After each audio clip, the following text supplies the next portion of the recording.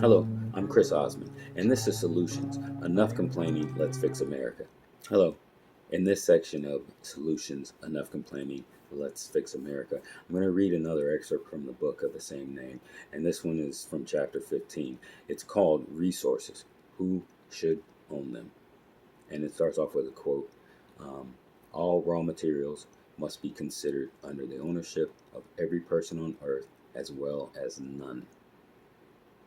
The first topic is decentralization is key. Centralized systems like electricity, water, sewer, and more coalesce too much power into the hands of too few. So, as often as is feasible, these centralized systems must be broken up. While most will look at systems such as wastewater treatment and question the veracity of my claim that these systems are controlled by a few, they are noticing the trees, not the forest. In the example of a forest, think of the lone axeman chopping down a single tree.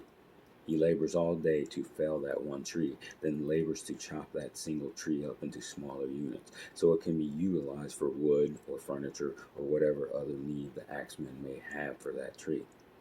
Now consider the owner of a logging company. Let's stick with the hand axes as the means to chop down the trees to remain consistent. So the owner of the logging company needs all of the trees of the forest, and he's paid off the mayor of a city or the leader of your village for the right to do whatever he wishes in the forest. What he wishes to do is chop down all of the trees so he can send them to a mill up the river. In similar scenarios, the logging company owner could be replaced by the water and sewer treatment director or the CEO of some electric distribution company. In this example, barring any external forces, the logging company owner has gained control over the entire forest, and what he's decided to do is to clear cut the forest and move on to the next town or village. In the wake of centralized control, your village is left without trees to build houses or furniture, burn for warmth, or anything that matters. In this example, the centralized system costs the community a valuable resource. As far-fetched as this may seem, this is exactly what is occurring in the Amazon every second of every day.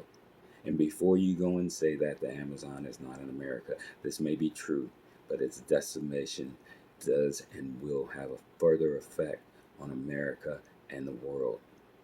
Let's get back to something closer to home, because killing off the Amazon is not good for the planet, especially when people view it as the lungs of Earth, because it provides oxygen, it purifies the air that we breathe. So back to the book. Say you get your sewage treated by a centralized plant. What happens if that plant goes down? What happens if the centralized power plant supplying energy to that plant goes down? After the generators run out of fuel, that is. Again, if this sounds far-fetched, that's because you're refusing to look at the bigger picture. In an ideal world, there would be no shortage of any resources, but we live in the real world, where fossil fuels are in limited supply. If I'm lying or exaggerating, why then would giant oil companies go to more and more extreme measures to locate and drill for oil? Why would Shell Oil Company fight to drill in the Arctic, spend up to $7 billion to do so before realizing that there isn't enough oil to warrant the expense? If oil is as abundant as oil companies and political leaders sometimes claim, why not continue drilling for it in the old locations?